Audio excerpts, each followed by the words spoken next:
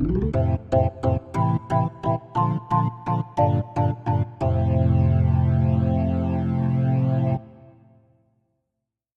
my fellow minor league nerds, and welcome to our newest Minor League Nerd Shorts episode about the Martinsville Manufacturers of Martinsville, Virginia. They played in the Bi-State League from 1934 to 1941.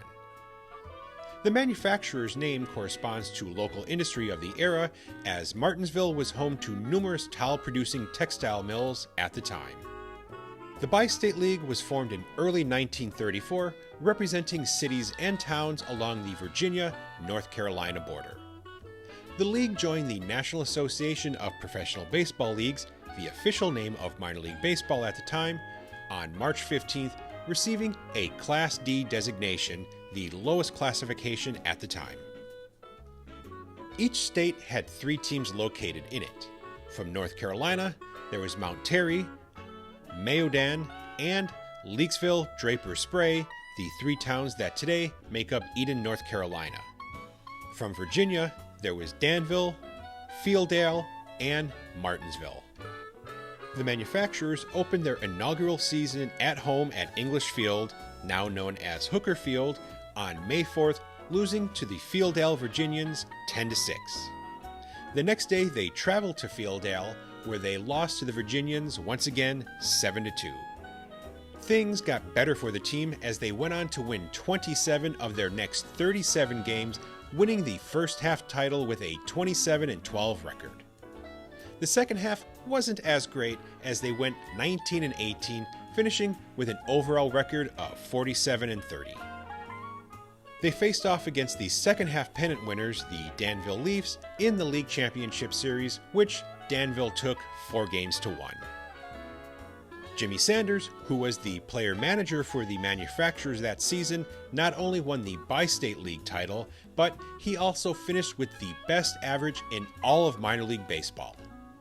Modern sources list him as hitting .423, but newspapers at the time reported his average as .411.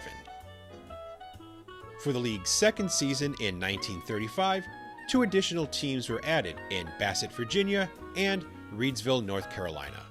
It was not a good season for the manufacturers, as they went 42-71 overall, 24-33 in the first half, and an abysmal 18-38 in the second half. The Danville Leafs went on to win the league championship for a second year in a row, defeating the Bassett Furniture Makers in 7 games. 1936 was an average season for the manufacturers, as they finished with a 59-58 overall record, failing to qualify for the league championship series as they did not win either half of the season. Jimmy Sanders returned to lead them once again. Hall of Famer Enos Slaughter played his first professional baseball season with Martinsville that season. After being signed by the St. Louis Cardinals earlier in the year, he was assigned to the manufacturers. At the age of 19, he hit .273 with 25 doubles, 11 triples, and 18 homers in 109 games. He played 2 more minor league seasons before debuting with the Cardinals in 1938. For the 1937 season, the Bi-State League dropped the split season format, with Martinsville qualifying for the postseason when they finished in 4th place with a 64-50 record, 5 games behind the pennant-winning Bassett Furniture Makers. In the playoffs, they defeated the Mayodan Senators 3-2 before falling to Bassett in 7 games in the league championship series.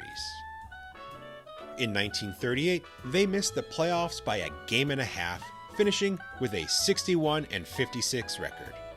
The Bassett Furniture Makers won their 3rd straight championship in a row when they defeated the Danville Leafs in 6 games.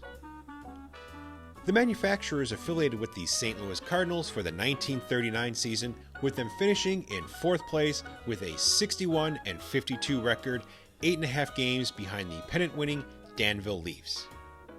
They were knocked out of the playoffs in 5 games by the Leakesville Draper Spray triplets.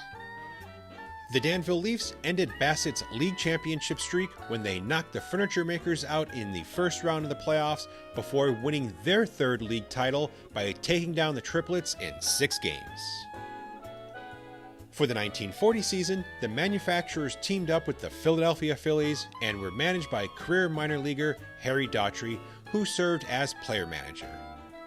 He led them to a second place, 68-49 record, 5 games behind the pennant-winning Furniture Makers.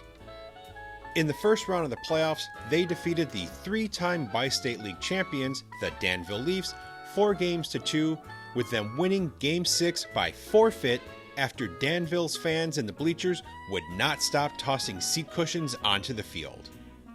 The trouble began in the top of the 9th when base umpire Marvin Lentz called Martinsville's center fielder Ace Villapeak safe on a close call at first in what would have ended the game, giving Danville a 12-11 victory. At that point, the home fans just jeered at him for the call. After that, the Manufacturers went on to score 4 runs, taking a 15-12 lead. The cushion tossing began after Danville's first baseman, Bill Wright, grounded out in the bottom of the 9th. Home plate umpire Boots Gardner twice threatened to stop the game before going through with his threat after a 5-minute delay, with the Manufacturers officially winning 9-0. Martinsville then faced off against the other 3-time champions, the Bassett Furniture Makers, defeating them in 7 games to become the first team other than Danville or Bassett to win the league championship. The Manufacturers returned in 1941 to defend their championship, remaining affiliated with the Phillies. The Bi-State League dropped back down to 6 teams, but only finished with 5 after the Mayadan Millers dropped out on July 18th. Martinsville finished in second place once again with a 63-49 record, 2 games behind the pennant-winning Leakesville Draper Spray Triplets. They were unsuccessful in their title defense as they were knocked out in the first round by the Sanford Spinners in 7 games. The Spinners went on to win the league championship after defeating the Danville Leafs in 6 games. Martinsville's Albert "Bud" Behrens went on to win the batting title, hitting .378, also leading the league with 171 hits. The Bi-State League returned in 1942, but without the Martinsville Manufacturers. The team's owners cited difficulties of running a team after the country's entry into World War II as the reason for shutting down. The new Rocky Mount Rocks defeated the Sanford Spinners in 6 games to win the league's final championship, as the Bi-State League was one of many leagues that shut down due to World War II. Well, my fellow minor league nerds, that'll do it for this episode. Thank you as always for your support. Until next time, stay safe and be sure to never stop supporting minor league baseball and never stop learning about minor league baseball history.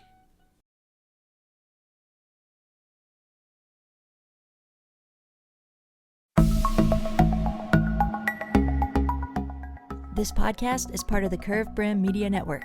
Here are some of the other members of Curved Brim Media. Hi, this is Ed Rivera of the Data Chronicles. Join me as I interview people just like you and players, coaches, GMs on the path that led you to become a fan of the sport. I'm Paul Caputo, and on the Baseball by Design podcast, I talk to minor league baseball teams, designers, and other super interesting people about what these minor league baseball logos mean, and I talk a little bit about ice cream helmets. What's up, Bucketheads? I'm Anna DiTommaso, and each week on the Baseball Bucket List podcast, I speak with a different fan about their favorite baseball memories, what the game means to them, and what's left to check off on their baseball bucket list. Hey everyone, it's Eric from the great state of Kansas. This is Johnny from the New Orleans Baby Cakes Memorial Museum. And we are the Earn Fun Average podcast, where we talk to a variety of guests about their love of baseball and have fun doing it. America, lower your standards. Average is what we do best. This is Patrick and Corey of BaseballMapper.com, and we have made an interactive map to help highlight all baseball teams from the majors down to collegiate summer leagues. We want to bring you closer to baseball, so get on the site and find a team near you today. Hey guys, this is Patrick Larson from the Minor League Baseball Hat History Series, and in every episode I go through the history of minor league teams through my personal collection of hats. You can find me on Twitter at @PatLarson1. I hope you guys enjoy. Learn more about Curved Brim Media at curvedbrimmedia.com.